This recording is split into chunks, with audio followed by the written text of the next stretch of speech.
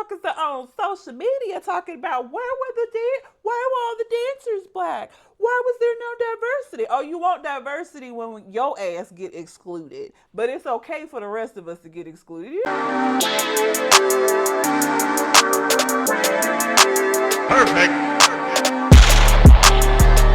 What's going on, people? It's your boy, Mr. On Point. And I am Calamity Red. And we are Conversation Con Artists, back for another wonderful, fantastic episode. You can find me on Twitter and Instagram at Mr. MISTER_on point, and on TikTok at Eddie B Talking. And I can be found on Instagram at CalamityRed84.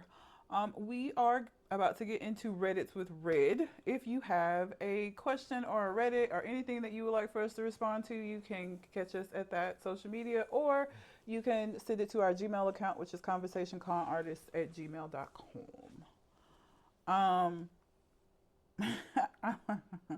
I just saved this one yesterday because I was like, I don't understand.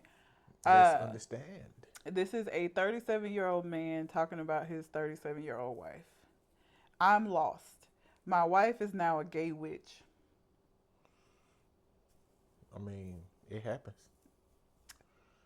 Wives be turning into gay witches all the time. This is a phenomenon that I don't know anything about. Probably. Am I the asshole for throwing away my fiance's mother's ashes? That's an easy yes. I don't know of a situation where you wouldn't be the asshole for doing that shit. Wow. Oh, yeah, you the asshole. I mean, it ain't nothing. You can't say nothing that gonna make me be like, oh, I get it. His mama ashes? Was she haunting the motherfucking place? Was her spirit showing up? Okay, if her spirit was showing up, wouldn't and it y'all make both her more angry if you throw her ashes away? I don't know. Is your soul tied to the ashes? I don't know. That's weird, and I don't know of a good reason. Some supernatural shit. Okay, maybe. You know, that's it. Cause she didn't say accidentally throwing it away. Well, if my mama's ashes was at my place and my mama's spirit was running around there wilding, her shit gotta go on my part. We could put that shit in storage. I highly doubt it's a spiritual thing now. Put that shit in a Ziploc bag and put it in the car. I don't know. I mean, a part of me is interested, but I just think it's gonna be run of the mill. Probably. Stupid shit. 25-year-old man, 27-year-old female. My situationship got pregnant. I want to leave. Am I a deadbeat? You're not a deadbeat for leaving a relationship. You're a deadbeat for leaving a relationship with the woman and the child. You can have a relationship with the child and not the woman. Don't think that's his plan. So. Man, he already answered his own question. Am I the asshole for telling my girlfriend my friend called her ugly? Why would you tell her that knowing that this is your friend that you still got to be around and shit? Like, what the fuck would you say that? You're not an asshole, you're dumb. Why would you do that? Now you done created a rift in their relationship. Where's your social awareness? Ain't this a non-existent? Non-existent. How much have you been in these TikTok streets lately? You know, my For You page is very specific, so it depends on what you're talking about, because I ain't going to see it if it ain't in the line of the things that I watch. It's a girl who was going to the gym and she was crying. And she was crying. She later said that she brazenly went up to her crush and gym crush, and he turned her down, and it turns out that he like in a relationship, but then she was like leaving room for something to be. Everybody in the comments said, like, leave that man alone. And then later on in the video she was posting, I don't got time to be talking about no man. I'm getting hit with ugly allegations. Oh my God, the comments did her so bad. Because looking at her straight in front, she look okay to me.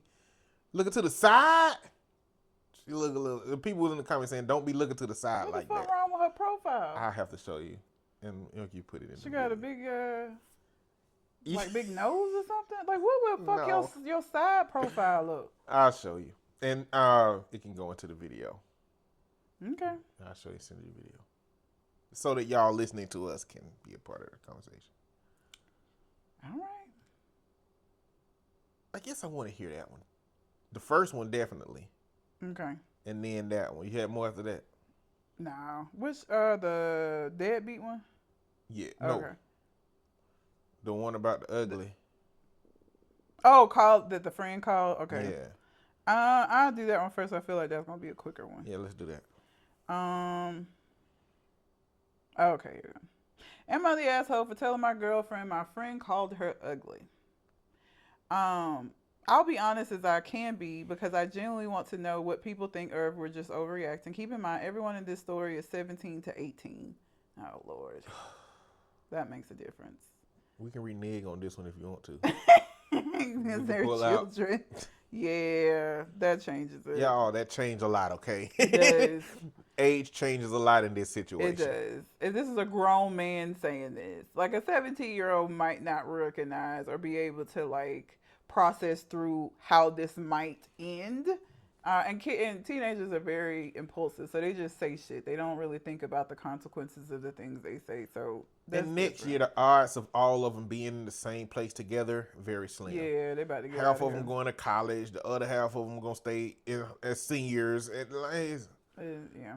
Why focus on a story about these like jello brained ass motherfuckers that's just speaking off the cuff? Yeah. Oh my God, this is a little long. So it might be good that it's the only one we might get to do. All right, 37-year-old man, 37-year-old woman. I'm lost. My wife is now a gay witch. I feel awful sharing, but I am running out of ideas. My wife and I have been married for almost 15 years. That's a long time. And I feel like I'm in an impossible spot. We've changed so much. Pre-kids, it is, as you would imagine, just growing up together, figuring out life. Truly, we were each other's person and best friend. We both came out of religiously traumatic experiences and vowed to keep growing and working through it. Growing as individuals has always been a common goal, and we champion that for each other. However, I'm uncomfortable with where things are going. For context, she became very depressed after our second child was born, over 7 years ago. She didn't realize she didn't want to be a mom and got crippling depression. She realized that after the second baby? I would have knew that shit after the first. She was in bed for days and couldn't take care of our kids or work. I worked hard to get her the care she needed through therapy and psychiatrists, as well as taking on full parental responsibilities. And I was fine with that. I didn't resent her. I just wanted her to get better. After a few years, she started to come back and participate in the family, and I was thrilled as I started to recognize the person I had married was back. A big part of the depression was also triggered by her religious trauma. She was a part of a cult-like upbringing where she didn't have autonomy of herself until we got married. I've always championed her in finding herself. So here's where it starts to getting strange for me. She starts exploring more of herself and comes out to me as gay, but maybe bi because she is very into sex with me. Okay, I think to myself, I'm not sure what to do with that. Then she continues her journey of self-discovery a few months later and then tells me she is a witch and believes she has psychic powers. Wait, what? Those are his words. That's not me saying that. Mm-hmm. I want to be supportive in her journey, but honestly, I'm just thrown way off. But the thing that really pissed me off was the next thing. She had a work conference she was going to attend, and she was prepping to go, and she suffered a minor stroke. It was terrifying. I thought I almost lost her. It was the worst experience I've ever had. Fortunately, she was okay and will make a full recovery. In discussing her situation with the neurologist, they asked if she was on any antidepressants, which she was, or so I thought.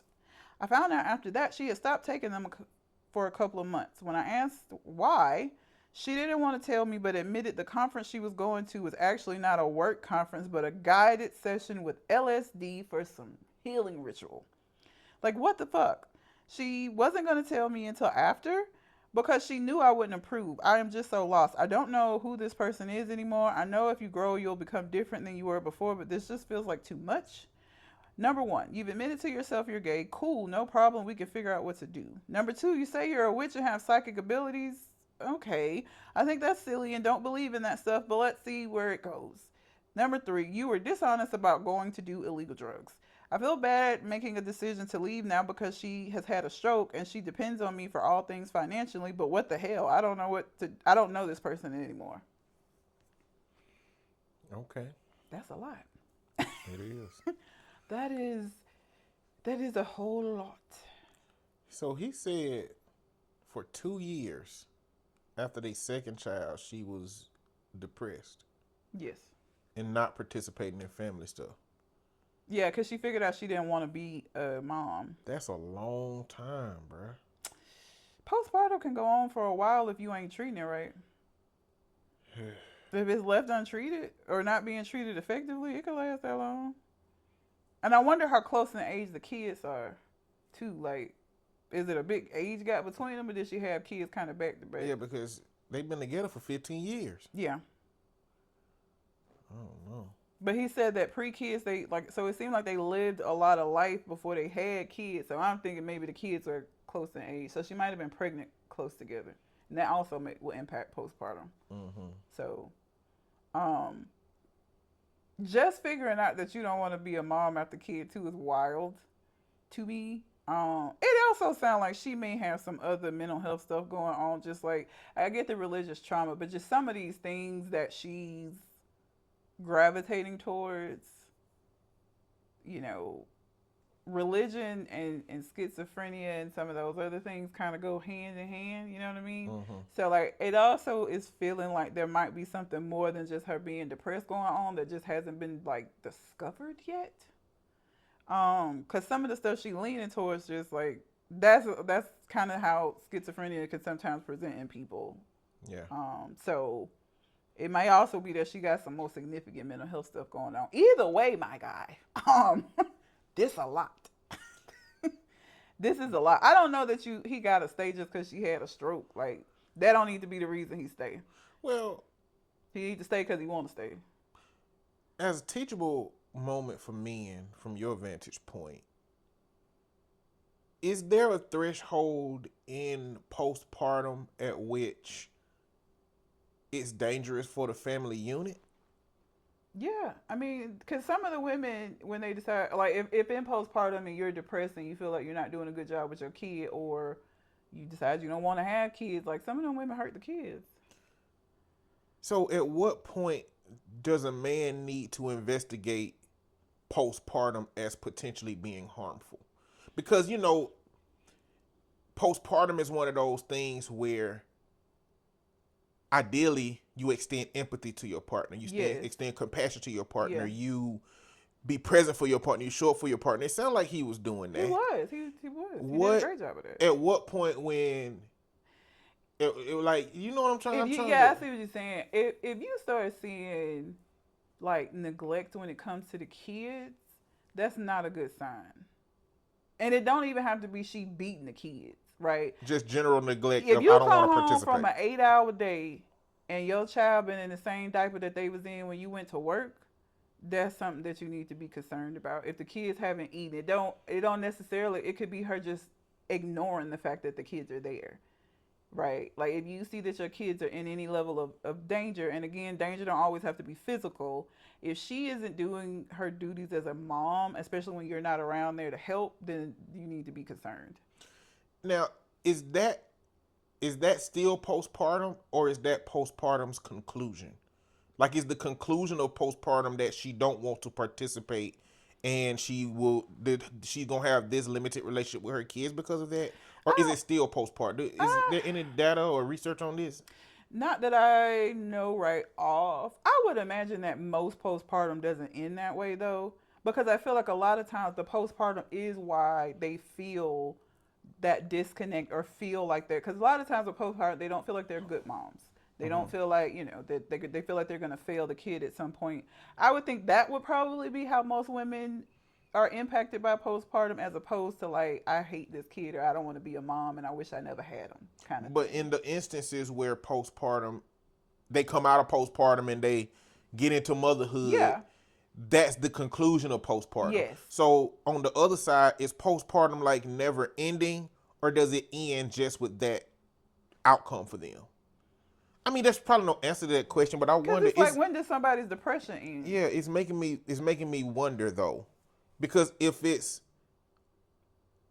an ongoing postpartum, what we know then is that some women can come out of it, but some women can't come out of it. And there's a lot of factors. Like I said, the reason why I wonder how big of a difference it is between the kids, if you have kids very close together, you never give yourself a time to come out of the postpartum before the shit basically resets when you go through the whole, because your hormone, all of that stuff changes all over again with having the second child. So like if you got kids that are like 2 years apart, you never really gave yourself time to fully come out of the postpartum. So there's a lot of things that factor into that.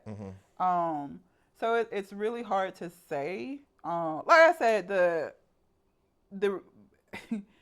this is gone beyond the postpartum just because of the other stuff. And that's not to say there are people that are Wiccan, that believe in like the earth and crystals, and I am not saying that those people have schizophrenia. What I am saying is that we have found a link between religious persecution and paranoia in schizophrenia. So everybody that is involved in like Wiccan and all of that isn't schizophrenic, but a lot of schizophrenic people have issues with religion in some form, is what I'm saying. So what I'll say from this piece is what he has done as a partner and a man that's healthy in this instance is he has supported his wife through postpartum depression. He has shown up for his children in this moment.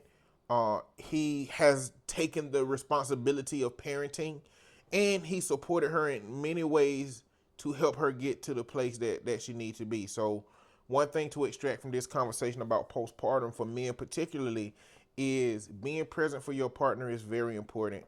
And I think that's also going to be a reflection of your relationship with your kids in this time too. Yeah. Because I don't think most women go down that negative outcome of postpartum. Yeah. But if your wife is struggling with postpartum, it's a risk factor. There is. You do have to be careful. And like I said, if you it doesn't have to be to the level of like physical abuse, but if your wife has not been taking care of the kids in a way that would be expected, that's a red flag that you need to be paying attention to. Now, and again, saying this, that, you know, she may have some other mental health stuff going on. Her going to one of those retreats where they do the LSD, and there are people that take LSD that it permanently fucks them up too. It's just not a good thing for her to probably do it. And she knew that because that's why she didn't tell him about it. And the fact that, and imagine if she had been able to get there and take the LSD before the stroke that was inevitably going to happen. You know what I mean? Like, she didn't know she was about to have a stroke, but like her body was already in a place where that shit was about to happen, and you was finna go be out in a cabin in the woods doing LSD. Her decisions are irrational, which leads me to believe something else is going on. Is LSD, wait, which one is MDMA? MDMA is ecstasy. LSD is a stamp. It's like it's acid. It's the stamps. So LSD is not one of the drugs that they testing to work with mental health therapists. I know MDMA, psilocybin, and I want to say LSD. I think it is. So there is a regulated form of LSD that, if taken appropriately, doesn't have to have negative outcomes. But his description of a guided session. I mean, clearly, if you go into a witch LSD session, that ain't what. You know what I'm saying? So I do know that there's versions of all of those things that can be harmful. Other one. There's I can't say it. Ayahuasca. That's also another one. Yeah. That people go out into the woods and do. But here's the thing that I just don't. Here's what would never ever allow me in my right mind to do no shit like that. You can't control the trip. You know what I mean? You don't know if you're gonna have a peaceful trip where your grandma come and talk to you and tell you she love you and that it's okay for you to move on with your life and she's so proud of you. You don't know if it's gonna be that shit or if you're gonna see the devil. You know what I mean? Like I don't. The way my brain works, I will not trust whatever my vision would be, because it might be some scary ass shit. So I ain't never on no time about doing this shit, because the way my brain is set up, I don't think it would be a good trip. I think it would be some horrific shit that I probably would never recover from. So that kind of out of control experience does not appeal to me in the slightest at all. And your ass with these vivid ass dreams that you be having, ain't no telling what the fuck you would see. I wouldn't even want to Y'all, be in the vicinity if my somebody gave you dreams some be so LSD. crazy, y'all. They don't make no sense. Okay, that's I him like them. sober and fine. Mix in some drugs? Nah, I don't want to see this shit. I like them. I enjoy my dreams. They're weird. Matter of fact, I had a zombie survival dream last night. Ooh, it was so intense. It was like a video game. We were doing real stuff, but we could unlock things that would make it easier to survive. Mm-mm. And it was actually like one of the more extended dreams that I've had. A lot of them just be quick flashes of dreams, but this one extended and extended and extended to the point where we actually fixed the zombie apocalypse, but I got sick. I was the only person after the zombie apocalypse was fixed that got sick again, and I was trying to hide it from everybody because I ain't want to be ground zero. Because they're going to put a bullet in my head. Yes. So to save the whole rest of the world. Oh man, this dream was so vivid because it started off in like this big abandoned city with zombies, and then it ended up in my hometown. It was His dreams are ridiculous. But if I don't know what would happen either, and I like reading bad trip stories. I like reading bad edible trip stories. Like if you go to Reddit and you read bad edible, it's entertaining. I don't want to read after I witnessed the bad edible trip recently before New Orleans. I don't have the patience. I am because I get, especially if I'm woken up out of my sleep, I get irritated. Mm. So like I know that you going through something, but I'm also tired of repeating my damn self. I don't have the patience to deal with that on a regular basis. Let's be clear, people, because my objective going to New Orleans was potentially have some of the edible after that the bad trip was about. I said no more. We ain't doing it. So she made a decision not to bring them. But I was like, with this shit. The universe is also telling me don't do this shit. That's how I take moments like this.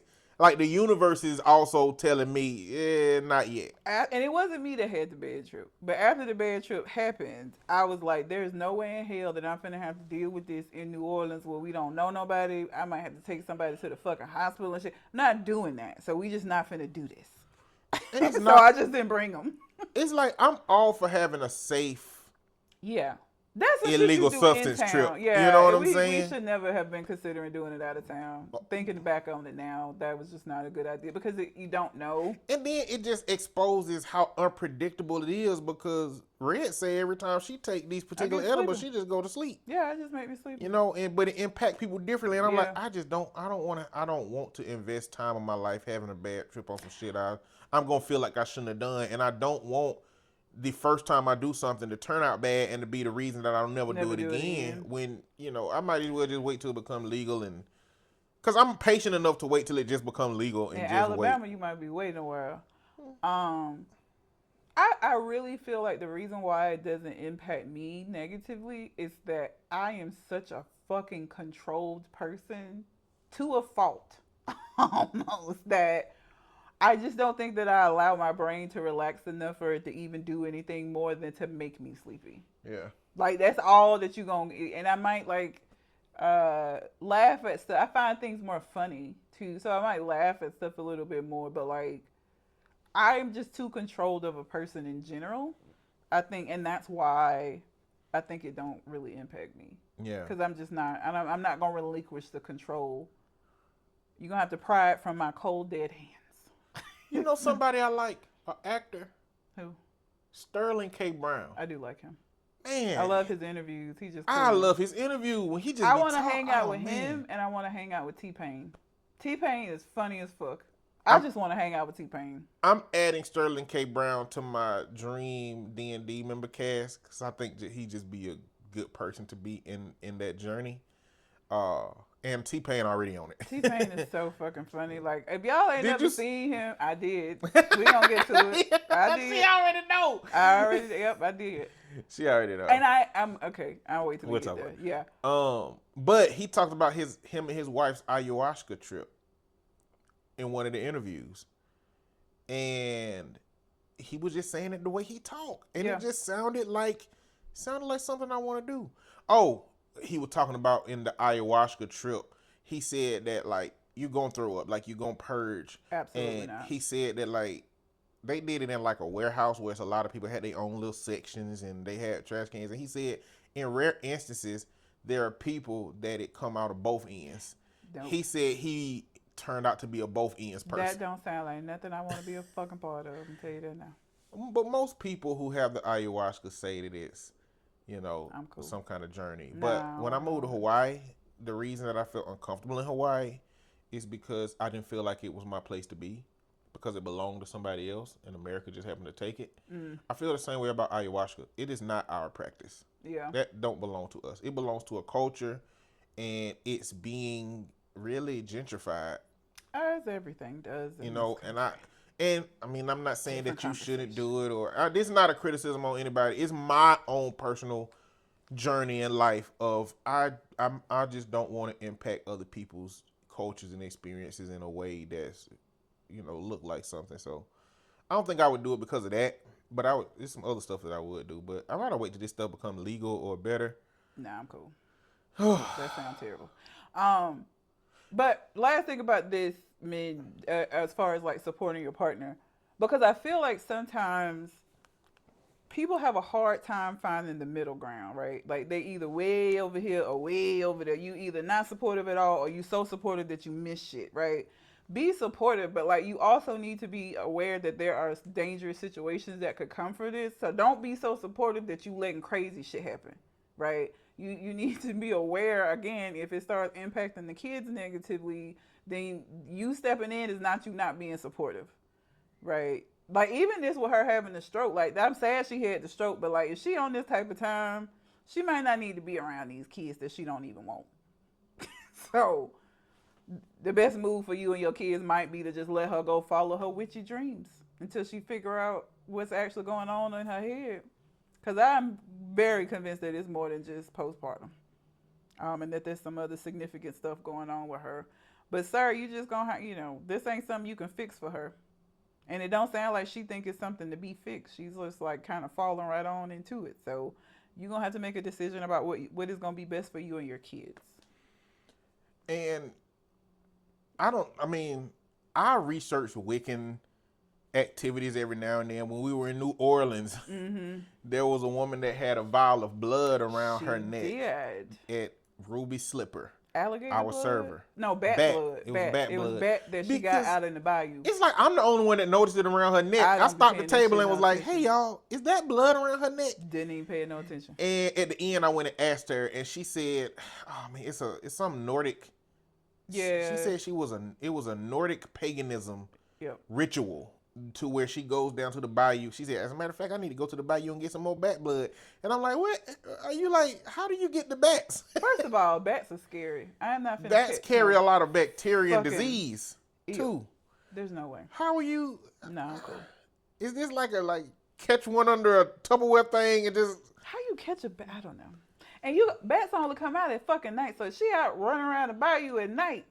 Fuck all of that. Every piece of that sound like some shit I don't want no part of. She a witch. She probably got a fucking pigeon foot in her pocket or something for protection.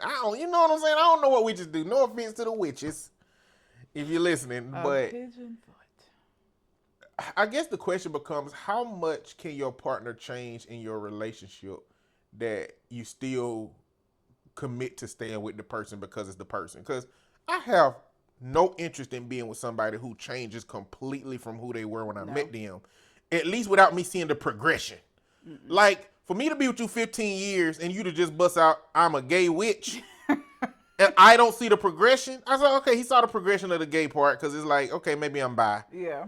Because I'm into women, but I also like having sex. But if you just pull some random shit out if you tell me you a Pastafarian out of the blue, you heard of that? That was a thing. If you tell me you're a Pastafarian and on Sundays you start wearing a colander on your head upside down, we ain't going nowhere like that. No. We ain't going nowhere like that. It's okay. You ain't finna walk around the house like that, because I ain't even finna look at this shit. I'm gonna just be honest with you. You ain't gonna do it in here either. Let's say I would deal with that. But if the next week you also come out and say, I don't know, I don't believe in wearing shoes no more. Shoes is prison for feet. Okay. I mean, all right, but where does this extend? Are you going barefooted everywhere? Yes. I believe in feet freedom, and I do not believe in shoe supremacy. It's only one more of those motherfuckers before I'm like, I'm out. I can't do this with you. Well, and by now y'all should know my threshold is much smaller. Okay. So like the first, depending on how bad the first shit is, I might just be like, you know what? I don't know that we match anymore. You might have to go find you somebody else. Yeah, that'd be difficult. Ideals too. Like, yeah, if you the same on the outside, but you start getting more and more and more conservative, or more and more extreme religion. I mean, I'm not religious. My partner can be religious, but it's a certain level of religious that they are that I'm gonna be like, Yeah, you could be. For me, you can be religious as long as your level of religion doesn't make you feel like you gotta get me on board. Like, I'm not gonna, if you want me to come to church with you every now and then, I'm willing to do that. But for you to like continuously try to get me to convert and become, it was gonna be a fucking problem. Yeah. Cause mind your business. I ain't telling you what to do. Okay, leave me over here. I wasn't going to church when you met me. Okay, so I don't know why you thought you was gonna be able to convert me, but don't do that. So, but yeah, I feel bad for the dude. That's a lot, and now he's finna have to deal with 2 kids by himself when that wasn't the vision that he had. It ain't gonna be hard for him to find a woman. Yeah, well, it's never hard for men to find women when they are providers. I don't think it'll be hard for him to find a woman, but I think it may take a while before he even want to do that shit after somebody that he's been with for 15 years completely changed. He's not gonna trust that who he meets is who that person really is. So I feel like it'll be more of that. He ain't gonna want to find nobody. Yeah. You're probably right. Until he, one day he gonna be at the park with the kids, and he gonna brush up into a woman who at the park with her kids, and then that's how white people's stories be when they find their next partner. That's how they be. Like Hallmark Channel. But yeah, that's it. If your threshold has been met for being with your person in this scenario, then it's nothing wrong with leaving. Yeah, it's nothing wrong with choosing to leave.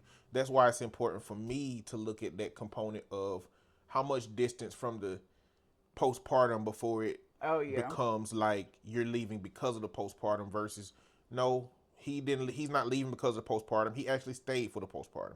He was a healthy, present partner during the postpartum. He helped her recover from the postpartum. Yeah, it's been 7 years since she had her last baby. So 7 years is a lot of time. So now it's like you've changed, you've shifted. You don't want to be a parent the way that I hoped you would want to be. We've navigated through that, but now you're adding sexuality, you're adding new religious practices, you're adding things that, like, I don't know gels with the family unit, but even if it did gel with the family unit, it's just you're too different than who I remember you being. And it's okay. It's okay to leave.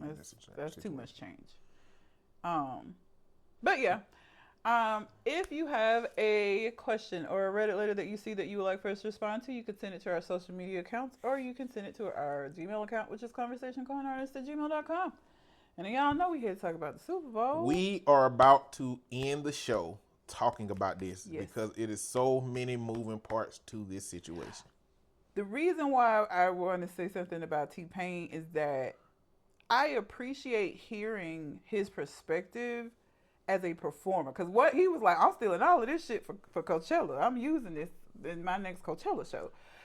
Everybody, especially people that are like that are simple and like more simple things, were like, it wasn't flashy enough, and it was too simple, and it went.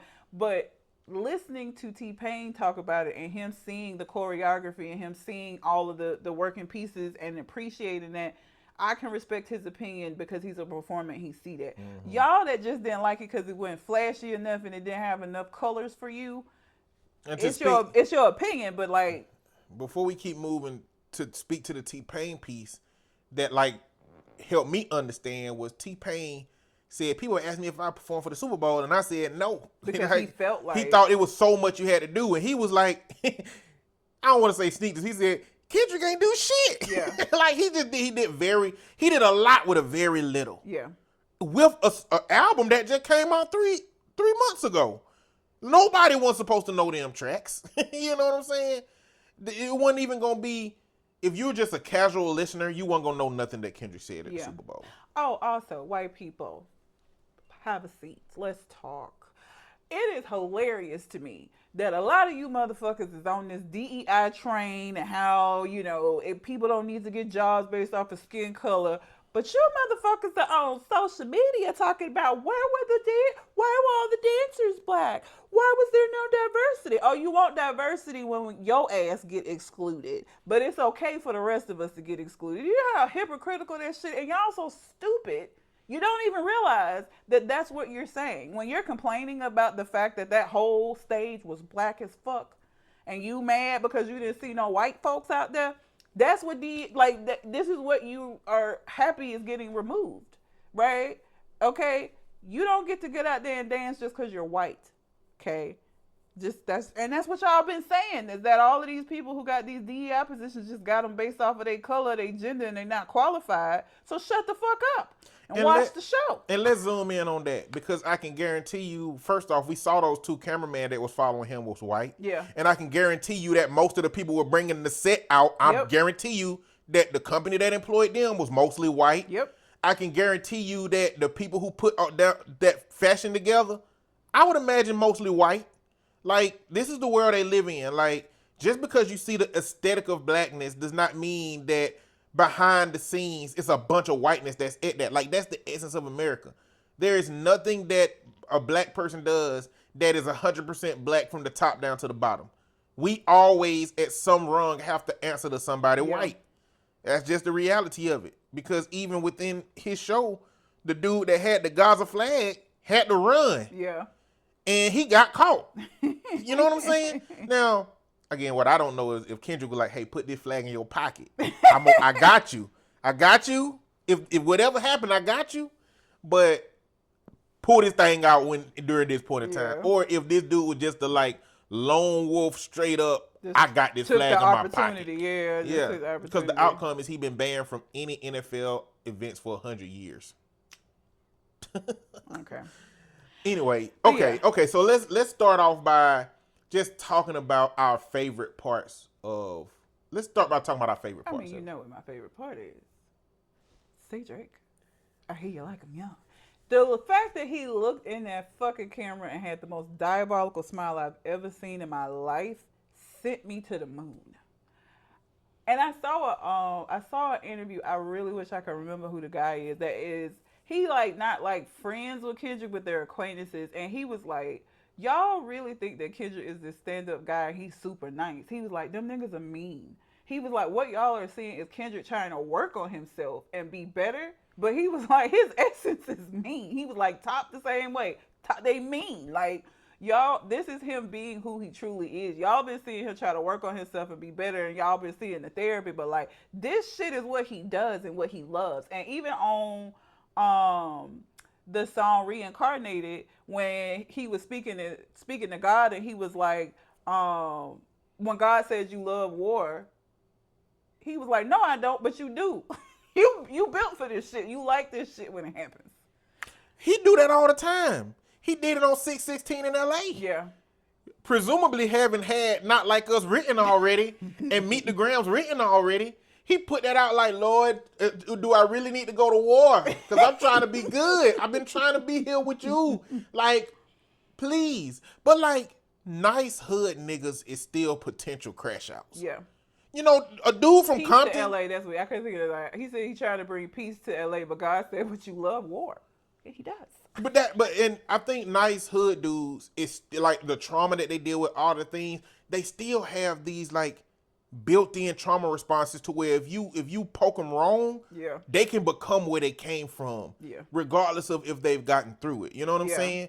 And I'm saying this I work with a lot of boys who come from the hood who, on every regular day, they are reasonable. But once they get poked the wrong way, they can become the worst part of where they from. Yeah. On cue, just like that. And I imagine that Kendrick lives with that capability. He does, obviously. But no, that right there, for me, it was just, because I wasn't expecting it. And when you see the pictures of it zoomed in, it's like the most diabolical smile ever.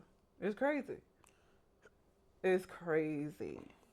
I do like that he kept teasing, am I going to do it? Am I going to do the song or not? throughout the show until he finally did it. I did like that touch. And I like the fact that Sam Jackson was basically like America. Like he just kept telling Kendrick what he didn't need to do, and Kendrick did the exact fucking opposite of what he kept saying not to do. The whole show, like the concept behind this, and that's the thing with Kendrick. I don't know why people thought or had the expectation that it was gonna be like a Beyonce level pyrotechnic. Like that ain't who Kendrick is, and his everything he does always comes with a message. So why would you think that this wouldn't, when he get on one of the biggest stages possible and gonna reach the most people? Of course that nigga gonna use it as a moment to send a message. That's what he does. So like people that were disappointed because it wasn't flashy enough, it's like, but that ain't a flashy nigga. Why would you expect that was what you was gonna get? Okay, so I want to address the people who didn't like the performance, who have criticism of his performance. In order for this to have been the payoff that it was for me and Red, and for everybody who thinks it was an amazing performance, criteria has to be met. The first criteria is that you have to have some kind of connection with hip hop. Yep. You got to have some kind of connection with hip hop. If you don't listen to hip hop, you just over there listening to country music, you're not going to like this. It wasn't for you anyway. Nope. The second criteria that has to be met is you have to have been there for the Drake and Kendrick beef. Yes. So if you listen to hip hop or have some kind of connection with hip hop but wasn't there for that, I really don't know what kind of hip hop listener you are. But if you missed that as a casual listener, then you probably weren't going to enjoy it either, one going to get the payoff. Yeah. The third criteria is that you had to believe that Kendrick edged out over Drake in this beef, at best. You know, and this includes, but it's not limited to, being a Kendrick fan and knowing that he won, being a fan of both and believing Kendrick won, being a fan of neither and becoming a Kendrick fan, or just being a Drake hater, just wanting something to happen to Drake. that criteria needs to be met for you to enjoy it. Two more optional criteria exist. You had to listen to GNX from when it came out to now. Yeah. Because I could sing along with all them songs. I sure could. Those were not commercial hits. Humble was a commercial hit. And so DNA kind of was. DNA was a commercial hit, and All the Stars was the commercial hit. Like those, you might recognize them because Kendrick commercial hits still ain't playing on the radio constantly like other songs, right? Yeah. So listening to GNX would have made you familiar with those songs. Because I immediately recognized Man in the Garden, even though it was in a different tempo. As soon as he started talking, I was like, they niggas doing that crash out part for Man in the Garden. I'm going to talk about that in a second. And the last criteria is you can't be somebody who wanted Lil Wayne to perform over Kendrick. You can like Kendrick and all that, but if you still feel like Lil Wayne should have had that shot, you still weren't going to enjoy it because this was a victory lap. This was the outcome to a very niche hip hop culture moment. And Kendrick, I think, has treated this like that moment from the beginning to the end. And I think that Game Over was the end to this niche hip hop moment. Yeah. And that was the payoff for us. We've been there from the beginning to the end. We saw the beef. We saw how Drake still been crashing out in this whole thing. For you to have enjoyed this, you needed to have been there for all of that. If you weren't there for all of that and Team Kendrick and moving with it, you weren't gonna see it the same way. And that's okay. Yeah. But shut the fuck up. That's okay. But shut the fuck up. Also, there's another niche group of black people that I run into, of people who think, oh man, Kendrick did too much. You know, now they're not gonna let another black person come on to the Super Bowl again. I mean, you shut up too. And if they don't let him on the stage, it ain't gonna be because it was about a beef. It's gonna be because once they start seeing all these breakdowns of what was happening, they're gonna be like, oh yeah, we can't let them secretly niggerize the Super Bowl performance ever again. We can't let that. That would be the reason. Yeah. And I think that'll be a reason worth it, to be honest. That'd be a reason to be worth it. But my favorite, now don't get me wrong, that smile, it did for me something that like I needed to be done, right? Yeah. But my favorite part was the Man in the Garden moment where the introduction of it was, oh, you brought all your homeboys with you. The cultural cheat code. Deduct one life. Yeah. I was like, damn. And then he got all the homeboys on the corner, all gold grilled up, all in white. One of them laying up on the street post, chilling. And the level of balance that take, because my ass would have fell off. Chilling up there. Would not have been able to do that. It actually could have been a fake person. It actually could have been. I saw somebody. Did he like, move? Look, yeah, it was a person. I was looking for a long time and I was like, he ain't moved. Yeah, I was thinking it might be a fake person. But for them to come in with that doo-wop corner song version of Man in the Garden was crazy. But I saw a video, this enhances that moment for me, that said the garden from Man in the Garden is the cemetery. And all the guys that was with him when he was doing Man in the Garden, he was in the cemetery for all those guys were the men that he lost. Like 16 to be specific, even though it wasn't 16 of them. Yeah. But his theory was that the garden that he's talking about in Man in the Garden was the cemetery. And I've been listening to that song and I just never thought the garden was the cemetery. Yeah. I don't know. He don't say nothing in it explicitly that make it the cemetery, but that was my favorite moment because I've always liked that doo-wop corner singing. And so for him to break it down like that and him to be rapping in his poetic style, I loved that moment. Yeah. Also, that moment that T-Pain, when he was in that X. Oh, yeah. And he popped up on the peekaboo. Yeah. That was good. It was good. That was good. I saw somebody say, I'm a car guy, so I'm really upset that they fucked up the bottom of their car because he had to remove the whole bottom for everybody to be coming up. It probably was all fake. It probably wasn't even a real car. Like the weight of it, that they probably made a very elaborate duplicate model. Because they had to find a GNX to do that with. I saw somebody say that it was a real car that they just gutted the bottom out of. Go back and watch when the dude closed the trunk. It's another scene where the dude closed the trunk. It didn't look like a natural car trunk closing.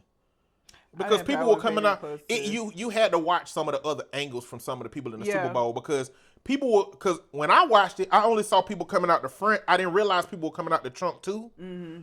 But I saw a dude close the trunk and I was like, that don't look like a trunk closing. So it made me think maybe that was a fake car. It looked real, but like these days you can make anything fake look real. Yeah. But he closed the trunk and it didn't look like a trunk closing. There's a TikTok, I don't know if you've seen it, of this black guy. Kev on stage posted it where when he's saying that, he's just shaking his head. It's a black guy that was like, Kendrick Lamar's show is terrible. And, the white people that were at the Super Bowl party that I was at. Say enough. Say less, my guy. Say less. That's all I need to know from you. You don't even need to finish your statement. But they didn't even know what he was saying. This concept that white people have that rap is such a horrible genre of music because you can't understand it. Just because you listen slow don't mean that shit's not understandable because some of your kids rap along to the lyrics to these songs. If we all know the words, okay, that is not something that is significant to us. Just say you don't care what they're saying. But the whole I don't even know what they're saying. How can y'all make out what they're saying? It's fucking English. That's how we can make it out. I hate that concept of rap is so terrible because you can't. And listen, I listen to rock music. I listen to everything but country. Country sound like racism to me. Do with that what you will, but I can't listen to it. Being in Alabama and hearing country music just put me in a bad space. I just do not listen to it. But I listen to, and all of the rock songs are not easy to understand. So just say you don't like black folks and they music. Just say that. But acting like, oh, we can't understand it. What are they saying? Kind of shit. Fuck you. Okay. So that guy, the black guy, he's one of them. He one of who? One of them. Oh yeah, he is one of them. He just always on TikTok, just with the opposing black perspective. He clearly only hang out with white people. He probably sniffed their turds when they give him a chance to. I don't understand this about people in general. It's like every culture wants so badly to be accepted by white people, and there are people within every culture. I ain't gonna say because all black folks ain't like it, but we saw this with the Hispanics. They want so badly to be white adjacent and don't recognize you never will fucking be. You're a nigga at the end of the day, my guy.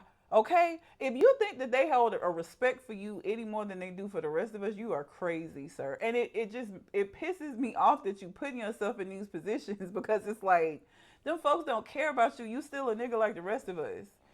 Right? You just that one little token person that they can have around and make themselves feel better about the racism that they probably portray in every other place of their life. You that black friend they always talking about. I can't be racist. I have a black friend. That's you, nigga. You the black friend. I can't stand that shit. This should be pissed. And it's like, I don't know. I hate that. But yeah. I mean, we can get into a whole conversation about how that's really internal self-defense mechanism. Is that they've chosen to align themselves with whiteness so that they can maybe get a pork chop instead of the chitlins that all the other black folks get. But the problem is when you don't get the pork chop, then you're going to be coming back around us trying to get the chitlins, and we're going to say, fuck you. I will. I'll tell you that right now. At this point, you've written off the concept of connecting with blackness because you've aligned with whiteness to that degree. And, you know. But I mean, we see Stacey Dash. You seen Stacey Dash on Fox lately? No, because once her usefulness, when they didn't need her to say the shit they couldn't say out loud no more, they got rid of that bitch, and we ain't heard from her since. That's what I'm saying. They use you, and you let it happen because you really believe that you're going to be able to fit in those spaces with them. You're not. Yeah. And this is why I love Kendrick, regardless of how you feel about him. And I know everybody always like where everything got to be so deep, but it's like we got enough shit that ain't. You know what I mean? If you don't want to have to gauge the deeper message, don't listen to Kendrick Lamar. If you don't want to have to see a Super Bowl show that's going to be steeped in messages about the state of this country, don't watch that Super Bowl performance. And that's another thing I don't understand about people hate watching shit. When it's been performance that I didn't give a fuck about, I didn't watch the Super Bowl halftime show. I didn't just go watch the show just so I could complain. I got other shit I could be doing with my time. Okay? So like people that was like, I knew it was going to be ass. Why the fuck did you watch it then? Okay? You could have went and did something else for them 16 minutes. That's these people that hadn't met that criteria.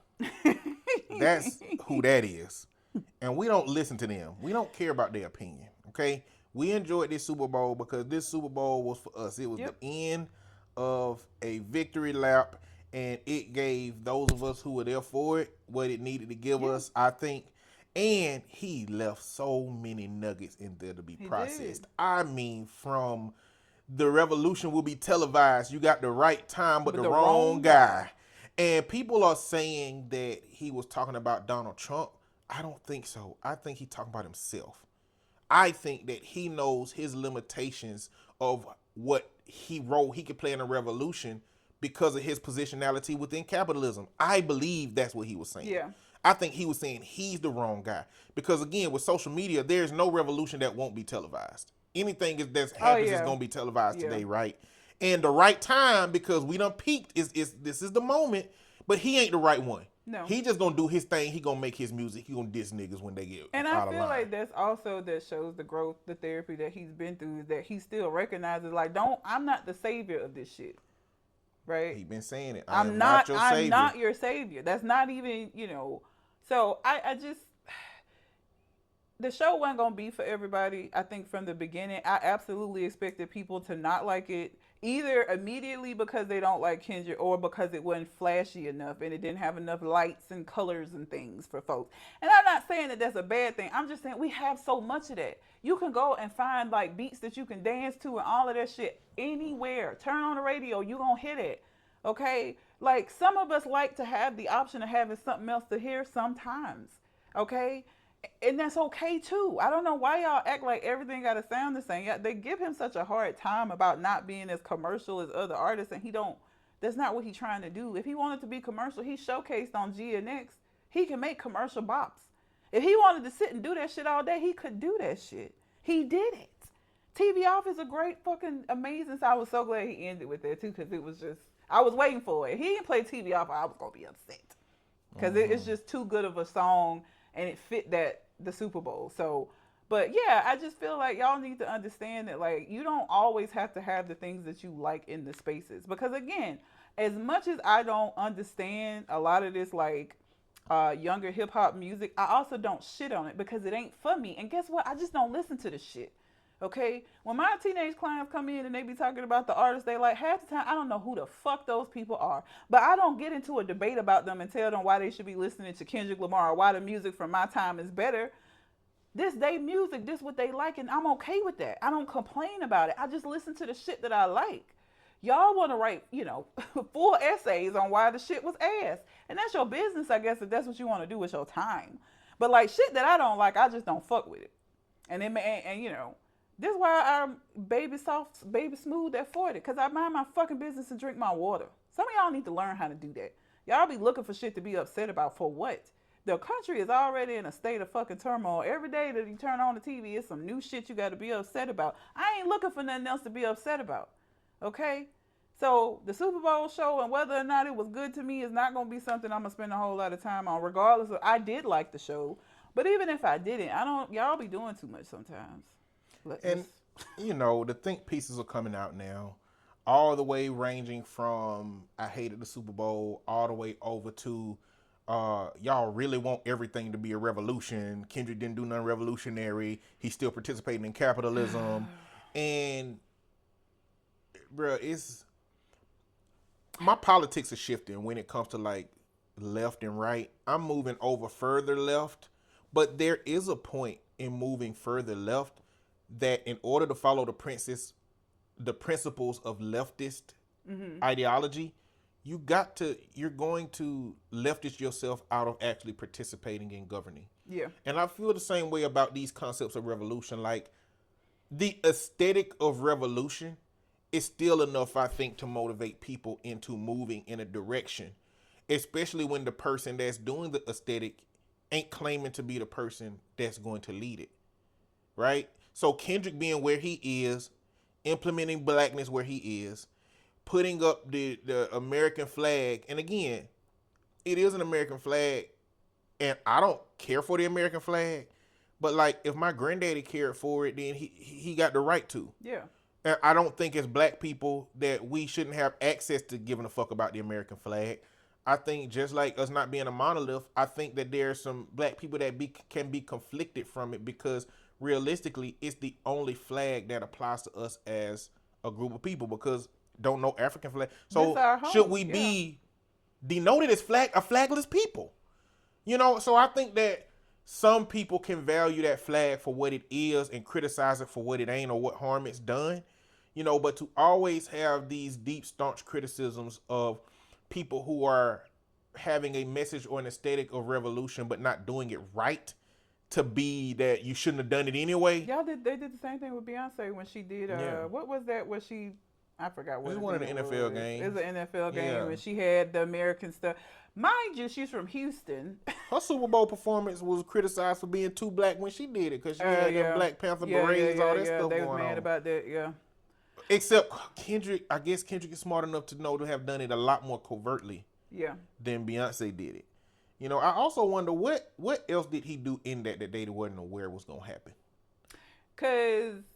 So I saw Mustard do a interview with Big Boy, and he said that, what was it? It was a part that he was like, he ain't practiced that, or like we didn't know he was going to say that. Oh, it was one of the ad-libs that he did. They like to sue? It wasn't that one? It wasn't that. He knew he was going to say that. It was Then something. It must have been that 40 Acres and a Mule. It's bigger than the music. I can't remember which one it was. But like 3 moments where he said something out there like that. But whichever one of them it was, Mustard was like, I didn't even know he was gonna do that. Like, it was certain stuff that happened that like what hadn't been happening in practice or so it ain't no telling how much. Kendrick knew that he could do whatever the fuck he wanted to do. It's kind of like I heard that Snoop was told when Dre did it that he wasn't supposed to wear his blue flag, the blue flag, and then he had the whole suit on with the pattern. Once you get out there, you do whatever the fuck you want and just deal with the consequences after that. It's live, but I mean, it's what they gonna do? They gonna be mad about it later, but like it didn't happen. It aired. People saw it. It is what it is. I do want to mention, I don't give a fuck about football, okay? Don't know nothing about neither one of these teams. But I will say, for y'all who were laughing when they were doing the black wife effect and the black girlfriend effect, y'all can't not admit that Travis Kelce been having a rough time of it, okay? He been looking real different since he left his girlfriend and has started dating Taylor. And I'm not saying it's Taylor's fault. I'm just saying I didn't notice the shift. And the way he started looking like a state trooper, that little mustache, he had a whole beard. The nigga had a fade. He don't do none of that no more. And then you done went on to lose horribly in the Super Bowl. I'm just saying, there's something about that black girl magic. Other things to highlight is that Patrick Mahomes is a staunch Trump supporter and yeah, fuck him too. I would listen. Again, I don't care nothing about the Super Bowl, but them two being on the Chiefs, I was rooting for the Eagles because fuck him and Travis Kelce. Wanted them to lose. I wanted them to lose. I'm glad they did, and they lost horribly. Which is great. Another component of this conversation is a lot of the white girlies have found a perfect pair of jeans in the jeans that Kendrick Lamar was wearing. Let me say this.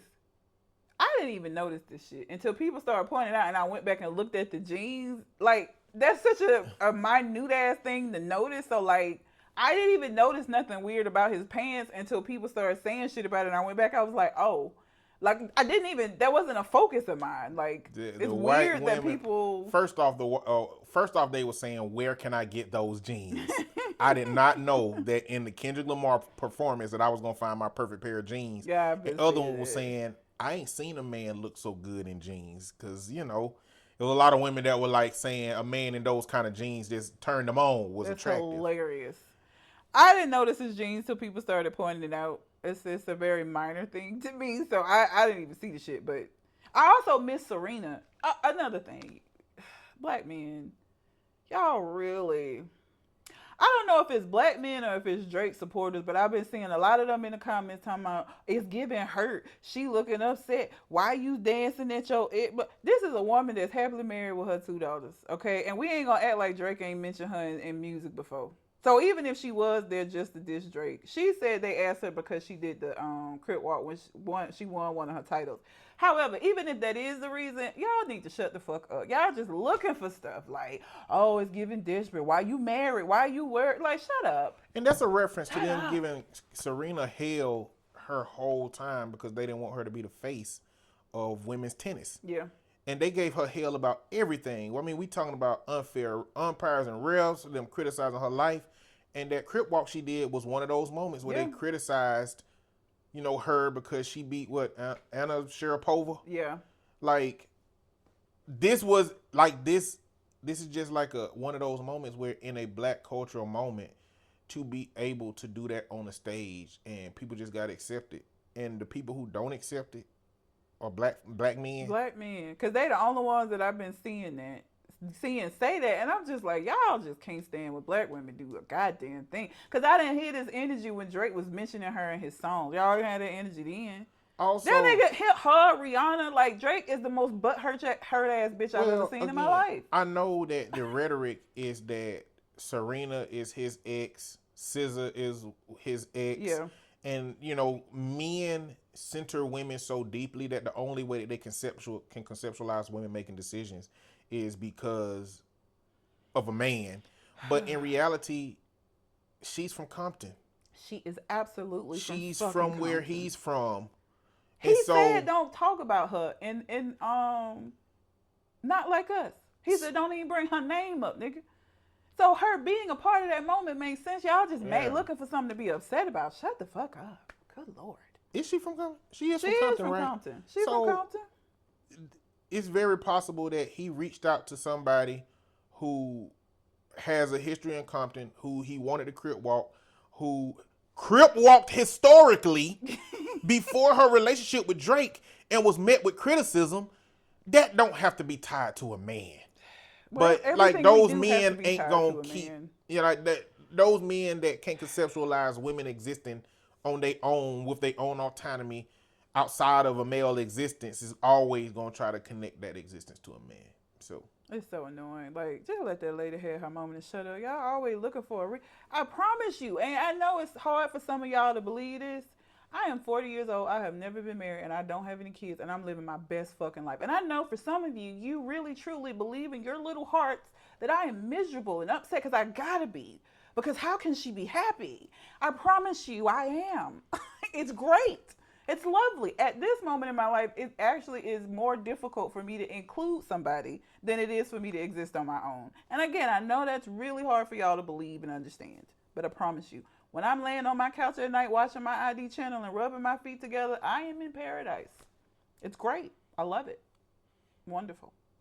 That said, man, the Super Bowl halftime performance was great. Was a great payoff. If you didn't like it, that's fine. It's cool. Don't meet the criteria, and I'm okay with that.